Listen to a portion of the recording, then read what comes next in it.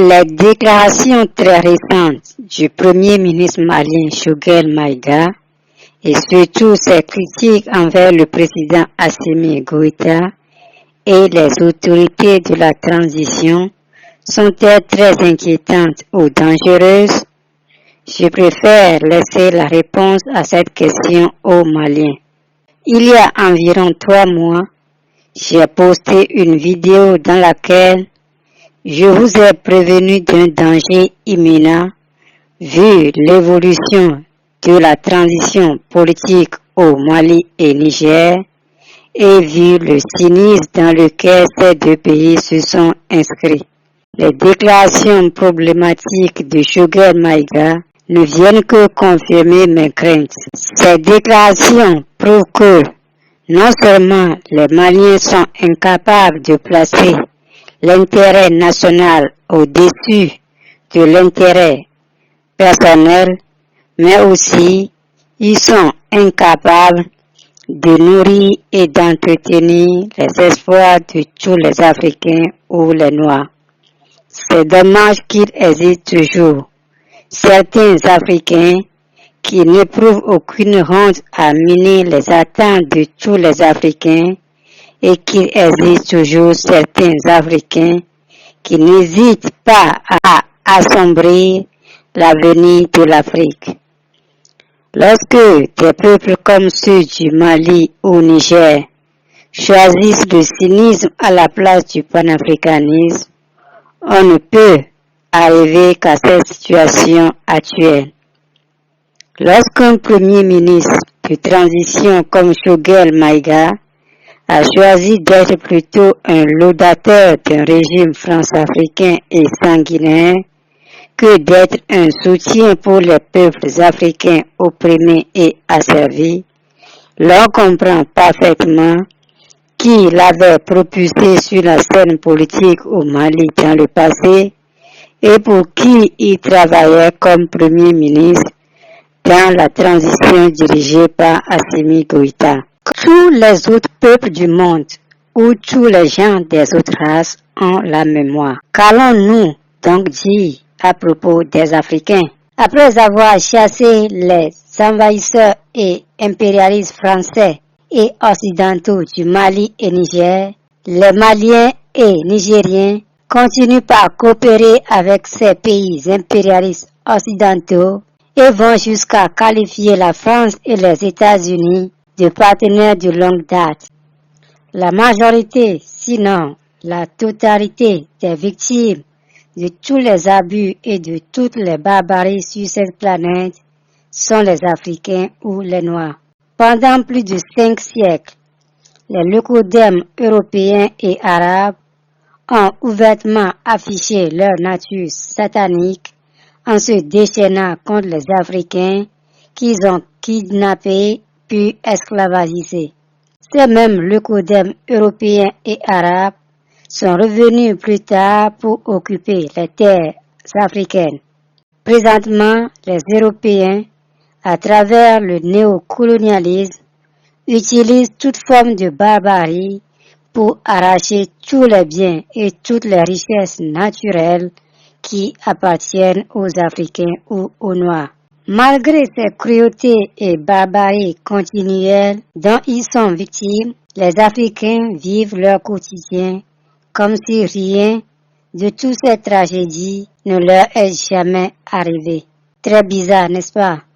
Alors que certains Africains aujourd'hui vont jusqu'à considérer les leucodèmes occidentaux et les Arabes comme leurs amis ou meilleurs partenaires, d'autres vont jusqu'à s'associer intimement à eux et produire des enfants au nom de ce qu'ils appellent éhontement amour. Doit-on rire ou pleurer? La vérité, c'est qu'il ne peut jamais y avoir une relation d'amour entre une victime et son bourreau, mais seulement une relation oppresseur-subordonné.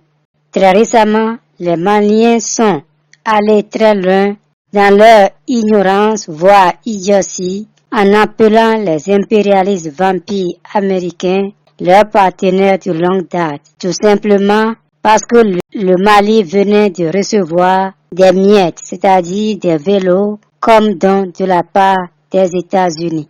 Comment se fait-il que les soi-disant dirigeants africains, qui sont censés faire respecter leur pays et conduire leur nation à un bon port, continuent d'accepter des soi-disant aides de la part des bourreaux et ennemis des Africains? La révolution au Mali et Niger n'ira pas loin. Ce n'est pas un souhait, mais un constat. Depuis le début de la révolution au Mali et Niger, qui s'est traduit par l'éviction des régimes france-africains, la majorité des Maliens et Nigériens se considèrent plus importants, voire plus intelligents que le reste des Africains.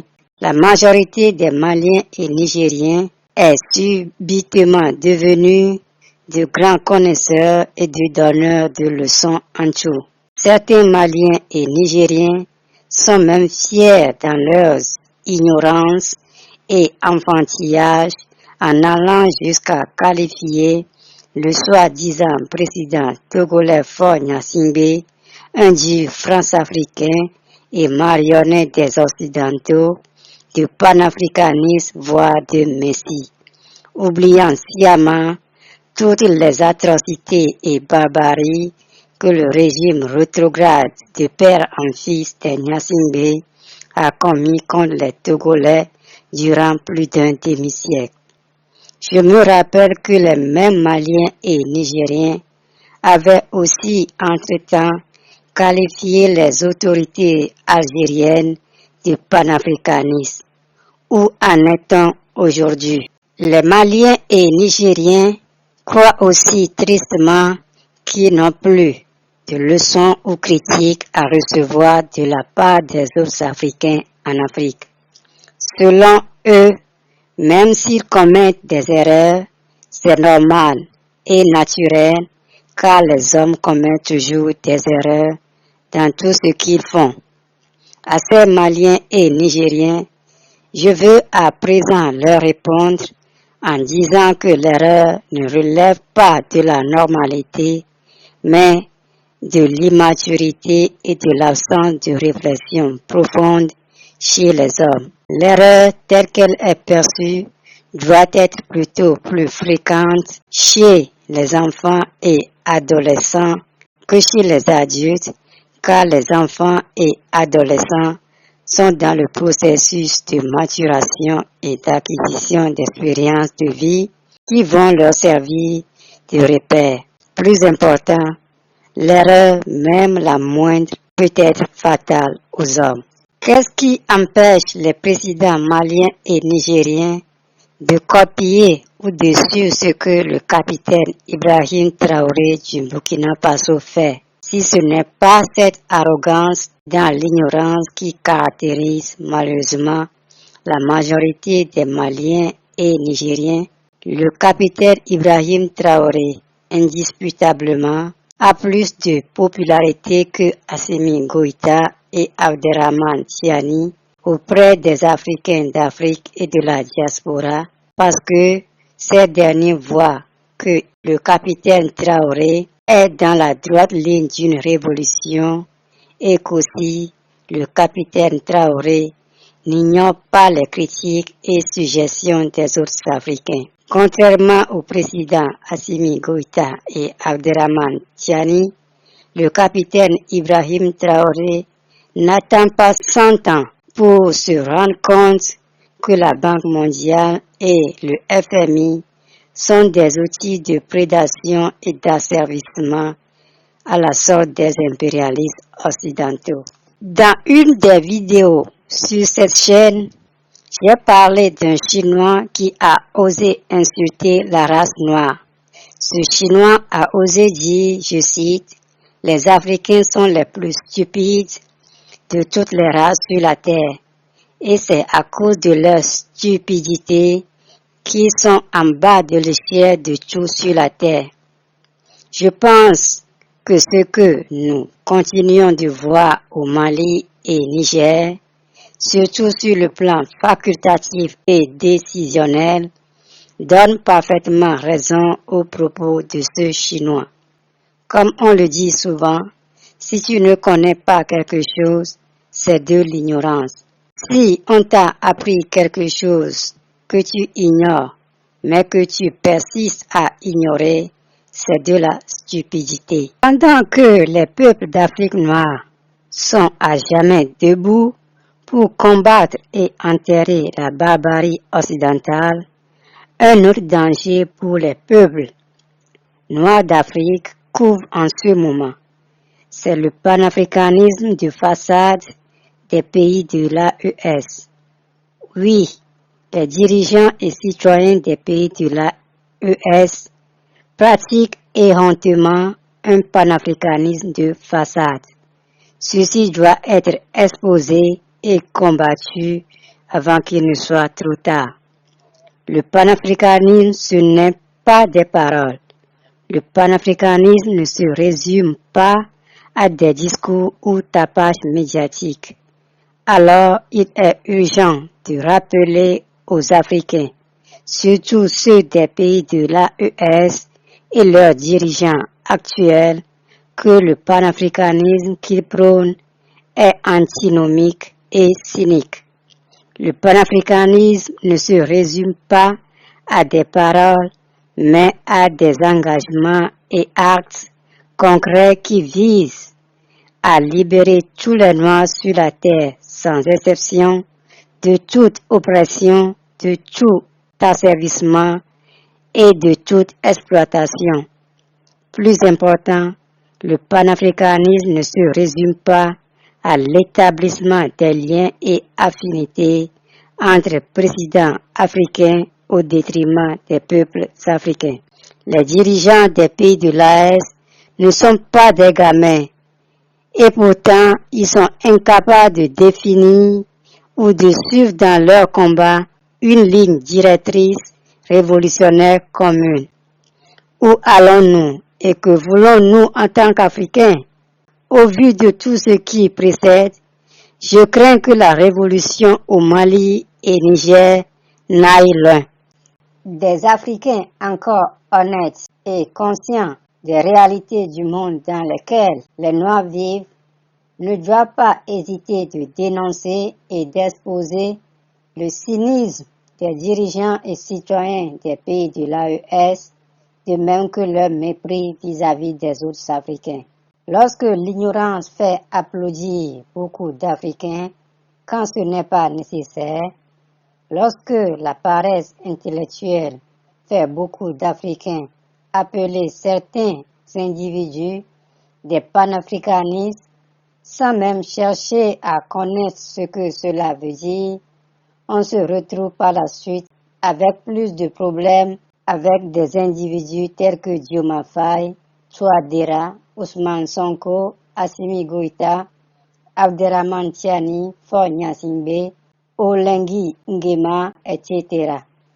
Comme un regretté africain de la diaspora l'avait clairement dit il y a de cela quelques décennies, le problème des Africains sur la terre, c'est d'être constamment inconstant. Il suffit qu'on jette des miettes à des Africains, ils sont prêts à trahir en plein jour, à renoncer à leurs principes et valeurs et à changer de direction. Ce sont ces comportements et mentalités sans cesse récurrents qui font que les Noirs sont toujours exploités, méprisés et déshumanisés par les gens des autres races. Où allons-nous lorsque des États comme ceux de l'AES clament fort qu'ils se battent pour leur souveraineté et leur liberté, mais ignorent la simple réalité que leur souveraineté et leur liberté ont été au préalable piétinées par des pays occidentaux et des présidents marionnettes et traites qui se sont succédés à la tête du Burkina Faso, Mali et Niger?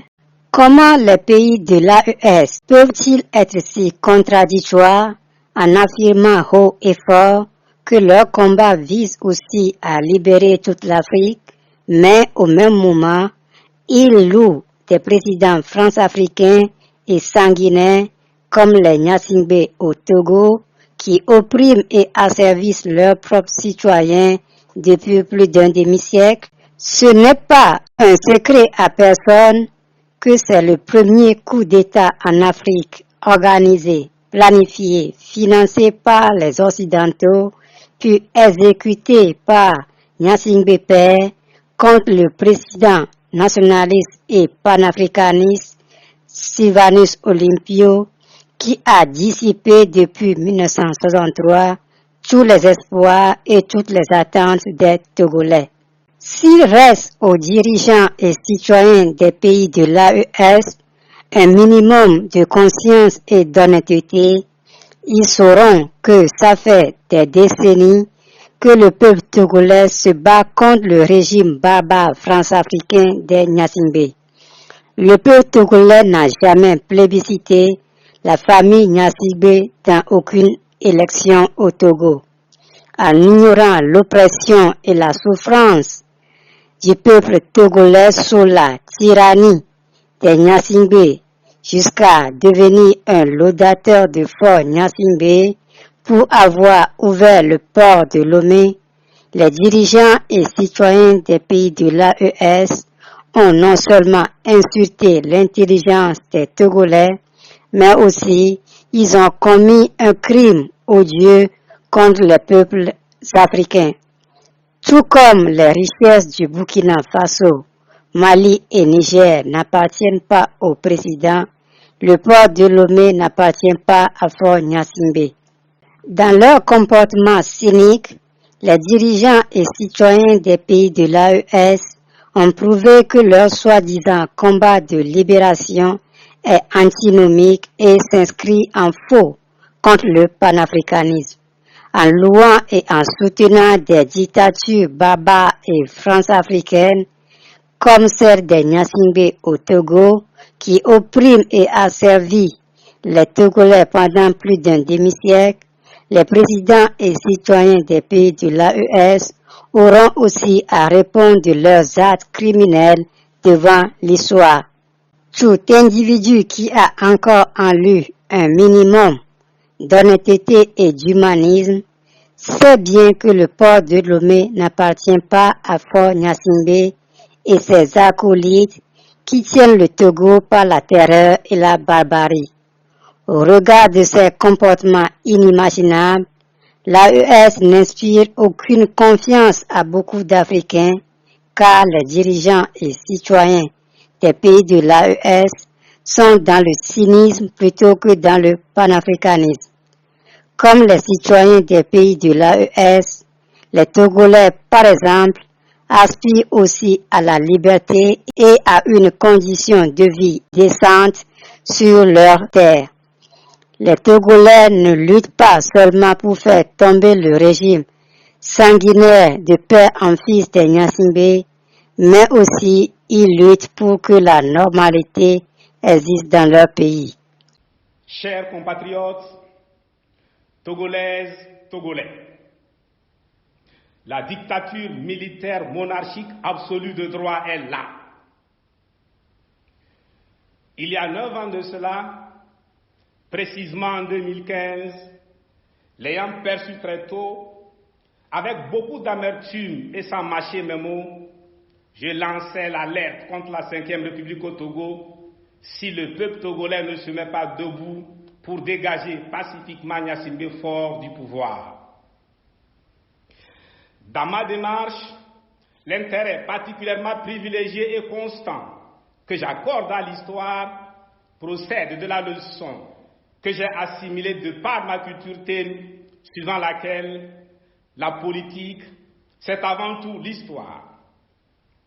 L'homme politique doit être maître en histoire. Ce qui nous arrive au Togo ne résulte pas d'un hasard ou de je ne sais quelle marche aveugle de l'histoire. Loin d'être fortuit, ce qui nous arrive a été méticuleusement pensé contre le Togo et contre l'Afrique. En la matière, le Togo, notre pays, est un véritable laboratoire, une pépinière, un terrain d'expérimentation. La dictature militaire monarchique absolue est un vieux projet colonial qui remonte au 27 avril 1958, date à laquelle le peuple togolais, dans son ensemble, suite à l'élection que le constitutionnaliste Yagla Ogma Wensa qualifia de plébiscite, a remis les rênes du pouvoir d'État au souverainiste Sylvanus Olympio, qui devint ainsi Premier ministre du Togo le 19 mai 1958. Il s'agit de confisquer pour l'éternité la souveraineté du peuple togolais. Né le 27 avril 1958, le projet relatif à l'imposition de la famille Gnassingbé au pouvoir au Togo par la force des armes et pour l'éternité fut lancé dans le sang le 13 janvier 1963 et officiellement mis en œuvre le 14 avril 1967, après 4 années de réglage de tous les détails. L'homme qu'il faut avait été déjà trouvé. Il est ramené au pays le 1er septembre 1962, soit 4 mois et 12 jours avant le crime originel, l'assassinat du président Sylvanus Olympio. Créées la même année, les forces armées togolaises FAT constituent le garant de la pérennité, la vie illimitée du projet. La prise de conscience du peuple togolais débouchant sur un mouvement populaire gigantesque représente le risque majeur à même de ruiner et de mettre fin au projet à tout moment. Le projet machiavélique sera sauvé et consolidé en 2005 avec le rituel périodique de remise à neuf de la dictature militaire dans un fleuve de sang qui a vu la montée du fils Gnassingbé Faure sur le trône de son père en vue justement de la perpétuation du règne de la famille Gnassingbé sur le Togo contre la volonté et les aspirations profondes du peuple togolais. L'esprit du projet de 1958 prévalant a guidé, commandé et présidé à la terreur et aux assassinats commis entre 1963 et 1990, remonté à la surface par la conférence nationale souveraine, à la résistance dont Gnassingbé et Adema fait montre dans le sang entre 1990 et 2005, ainsi qu'au bilan macabre de 2005 avec le fils Gnassingbé Faure. Le même esprit diabolique est à l'œuvre dans la résistance machiavélique opposée par ce dernier au peuple togolais, toujours dans le sang, entre 2005 et 2017, et depuis le 19 août 2017 à ce jour. Ainsi, de 1963 à 2024, le Togo a connu une dictature militaire monarchique absolue de fait qui aura duré 61 ans. À partir de 2024, Gnassingbé Faure ayant parachevé le processus de constitutionnalisation, le Togo est sous une dictature militaire monarchique absolue de droit. La dictature militaire monarchique absolue de droit est là. C'est un fait. La confiscation de la souveraineté du peuple togolais par le fusil le 13 janvier 1963 se trouve formalisée par sa constitutionnalisation en 2024. Par la fameuse constitution de la Ve République, la confirmation du cercle de division de la famille Gnassingbé que j'ai exposé pour la première fois au cours du meeting public du Parti national panafricain PNP tenu le 23 octobre 2016 au stade d'ICA d'Agonivé à Lomé est faite. C'est une réalité. Pour ceux qui doutaient encore, Gnassingbé Faure, qui confirme la finalité du montage du cercle de division de la famille Gnassingbé, écrit, signe et promulgue. Le pouvoir que je tiens n'appartient pas à l'armée. Le pouvoir que je tiens n'appartient pas aux forces de l'ordre et de sécurité. Le pouvoir que je tiens n'appartient pas au RPT UNIR. Le pouvoir que je tiens n'appartient pas au Sud. Le pouvoir que je tiens n'appartient pas au Nord. Le pouvoir que je tiens n'appartient pas à Kara. Le pouvoir que je tiens n'appartient pas à Pia. Le pouvoir que je tiens appartient à ma famille, la famille Gnassingbé, à elle et à elle seule.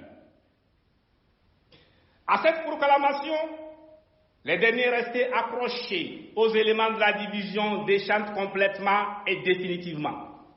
Le slogan « Eyadema, toujours et toujours au pouvoir » n'était pas un slogan creux, encore moins vain. La petite phrase « Mon père m'a dit » n'a rien d'une blague. Quoi qu'il en soit, Gnassingbé Faure vient de constitutionnaliser en 2024, sous nos yeux, la dictature militaire monarchique absolue inaugurée par son père le 13 janvier 1963. La dictature militaire monarchique absolue éternelle, voilà le projet porté par la famille Gnassingbé pour le Togo et pour l'Afrique. L'histoire, la philosophie et le projet caractérisant la constitution monarchique de 2024 ne sont pas voilés. L'ambition et la finalité qui l'animent sont évidentes. L'esprit de cette constitution est clairement lisible jusqu'au 27 avril 1958. À partir de ce moment, qu'il s'agisse d'entretiens avec des spécialistes du droit, de débats organisés, de manifestations, toute initiative portant sur la constitution monarchique de 2024 est une perte de temps qui retarde la conclusion de la lutte. N'est-ce pas la raison pour laquelle le pouvoir n'hésite pas à tolérer l'organisation des manifestations consacrées à la constitution monarchique? Qu'explique-t-on encore au peuple togolais lorsque tout est clair pour tout le monde et partout? L'explication, lorsque tout est clair, embrouille. Chers compatriotes, togolaises, togolais, aujourd'hui, je peux dire avec assurance que la cause du peuple togolais est connue et entendue par l'Afrique et par le monde, suffisamment informé de la situation, la tragédie infernale au Togo. Notre cause est défendue par des patriotes africains dans les instances sous-régionales, régionales et même internationales. Ne pouvant résister au devoir de reconnaissance, je voudrais, à travers un homme, rendre un hommage mérité à tous ces patriotes panafricanistes engagés qui font ressentir au peuple togolais qu'il n'est pas un peuple orphelin dans sa longue lutte héroïque contre la plus vieille, féroce et cruelle des dictatures du continent africain. Honorable Guy-Marius Sagna, digne fils béni d'Afrique, Djeredjef. À ce stade de la lutte, je voudrais vivement attirer l'attention des gouvernements africains, souverainistes et panafricanistes, sur le fait qu'au Togo, depuis 61 ans aujourd'hui, le peuple togolais martyr a affaire, lui aussi, à un terrorisme, mais un terrorisme d'une nature atypique, le terrorisme d'État dans une grande prison à ciel ouvert. Être terroriste contre son peuple et, dans le même temps, crier au terrorisme est une vieille arme utilisée par le régime Gnassingbé depuis 1986, quand personne ne parlait de terrorisme, du moins en Afrique de l'Ouest. C'est un fait que tout gouvernement africain, souverainiste et panafricaniste, ne doit jamais perdre de vue dans ses relations diplomatiques et économiques avec le pouvoir en place au Togo, au nom de tout ce qui nous unit et nous lie depuis des millénaires, c'est-à-dire depuis l'Antiquité dans la vallée du Nil, natale au royaume, en passant par les empires. L'Afrique est vaste et le Togo de Gnassingbé Faure n'est absolument pas indispensable et irremplaçable pour garantir la survie, les intérêts vitaux, l'intérêt supérieur de notre État africain frère. De nombreuses alternatives aux divers atouts qu'offre le Togo existent rien que dans la sous-région. Les intérêts vitaux de l'Afrique des peuples et de sa diaspora sont inclusifs et non exclusifs. Le Togo, ce n'est pas Gnassingbé Faure, c'est le peuple togolais, propriétaire des richesses du pays et soutien indéfectible de la lutte des peuples africains souverainistes et panafricanistes, y compris sur le terrain. La participation du Parti national panafricain PNP aux manifestations à Bamako au Mali, pour laquelle 3 responsables du parti furent emprisonnés par Gnassingbé Faure, les déclarations publiques condamnant les sanctions et les menaces de guerre de la CEDEAO, les réunions hebdomadaires entièrement consacrées à la lutte des peuples frères du Mali, du Niger et du Burkina Faso pour la souveraineté, ainsi que mes discours, sont autant de preuves assez éloquentes. Bien entendu, loin de nous tromper d'adversaires ou de chercher un quelconque bouc émissaire, ce soutien patriotique indéfectible du peuple togolais à la lutte des peuples africains pour la souveraineté sera renforcé. Seulement, il est clair que le peuple togolais aussi aspire à la liberté et à la souveraineté. Le Togo, ce n'est pas un port, c'est un pays. Nous sommes frustrés d'entendre depuis un certain temps parler du Togo comme d'un port, tout simplement. Je voudrais rappeler que la configuration longiligne du Togo n'en fait pas un simple sentier conduisant au fleuve. Si entre nous, les États n'ont que des intérêts, de quelle Afrique parlons-nous? Ne sommes-nous pas tombés dans les travers de l'impérialisme que nous combattons? De quoi parlons-nous à la fin? En tout cas, de tout, sauf du panafricanisme. Le président Alpha Omar Konaré, alors président de la Commission de l'Union africaine, qui face au coup d'État de 2005 avait élevé la voix avec beaucoup de dignité et d'engagement, donnant ainsi courage et espoir au peuple togolais, ne ferait jamais un tel deal. Le président Kamara Thomas Sankara préférerait la mort à un tel deal contre sa patrie, l'Afrique. Un tel deal ne viendrait jamais à l'esprit du président panafricaniste Modibo Keïta. Traiter diplomatiquement et économiquement avec la Simbéfort, c'est soutenir indirectement la seule et unique dictature militaire monarchique absolue de la sous-région ouest-africaine. On ne construit pas les États-Unis d'Afrique libres, souverains, forts, dignes et prospères, avec des dictatures militaires monarchiques absolues. Ceci n'est pas du tout la commande de la jeunesse africaine contemporaine. Le défi aujourd'hui ne consiste-t-il pas à libérer l'Afrique en libérant les micro-États de la dictature ou de tout régime illégal et illégitime complice de l'occupant, afin de bâtir l'État fédéral d'Afrique noire, seul rempart face à toutes les agressions violentes et barbares dont notre continent est victime? J'insiste et je persiste, tant que le Togo, verrou des verrous à sauter en vue de la libération totale et définitive de l'Afrique, ne sera pas libéré, je crains fort que ces avancées remarquables vers la liberté et la souveraineté reconquise, auxquelles nous assistons avec beaucoup d'espoir sur le continent, particulièrement dans la sous-région ouest africaine, soient réversibles à tout moment.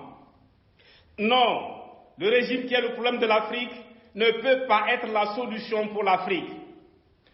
Cependant, il reste constant que la lutte de libération du Togo est avant tout une lutte du peuple togolais. C'est notre combat pour le Togo et pour l'Afrique.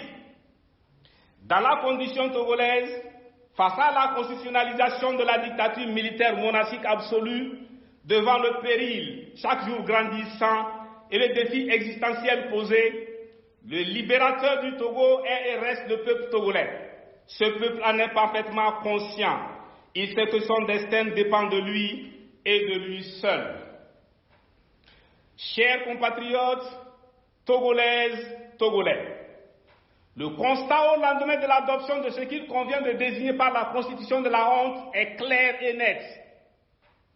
Un rejet total, en bloc et sans appel de la part de ce peuple qui n'a jamais élu un Gnassingbé au pouvoir et qui est résolu à en finir avec 61 ans de dictature militaire monarchique absolue extrêmement sanglante.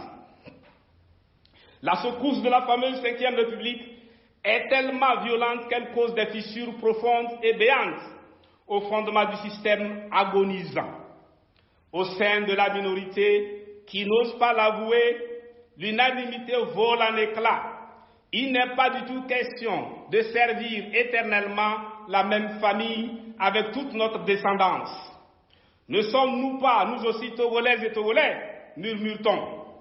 Le malaise est réel et palpables ont pris en secret et en silence pour la fin. Par la constitutionnalisation de la dictature militaire monarchique absolue, confirmant le cercle de division de la famille Gnassingbé, Faure finit par s'isoler complètement. Désormais dévêtue de ces 7 couches concentriques protectrices de toujours, la famille Gnassingbé se retrouve dans un face-à-face avec le peuple togolais dont l'unité sacrée, ironie du sort, est en passe d'être définitivement scellée par la même 5e République. Néanmoins, il ne faut nullement compter avec les forces armées togolaises FAT. Elles ne briseront jamais le serment, le pacte secret avec la famille Gnassingbé. Elles ne renonceront jamais à l'allégeance faite à la famille. Elles ne renieront jamais leur raison d'être, à savoir garantir éternellement le projet colonial du 27 avril 1958 contre l'indépendance, la souveraineté du 27 avril 1958. N'empêche, indiscutablement, c'est la fin des fins, comme disent les cinéphiles. Le régime est à bout et au bout. En réalité, ce régime est fini depuis le samedi 19 août 2017. Pour l'avoir constaté par eux-mêmes, les tenants savent que depuis lors, ce n'est qu'une question de temps. Un pachyderme ne meurt pas à l'endroit même où il a reçu la flèche empoisonnée et fatale du chasseur.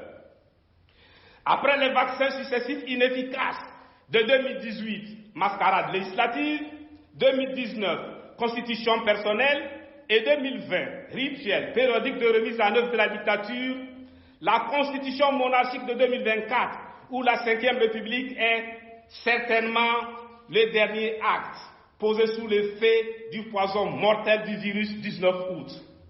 En tout état de cause, la constitution monarchique de 2024 se révèle contre-productive. La 5e vitesse ne passe pas. C'est clair, évident. Le conducteur héritier lui-même est agacé et même affolé par le bruit cacophonique et strident du moteur soumis à la 5e vitesse qui ne passe pas.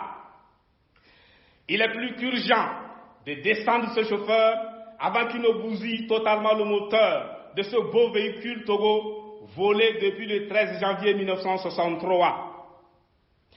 Au regard de la massification critique remarquable de la prise de conscience vers la formation du bloc des masses togolaises, fatale pour le projet de 1958, je n'ai aucun doute sur le fait que le peuple togolais va finir ce qu'il a commencé.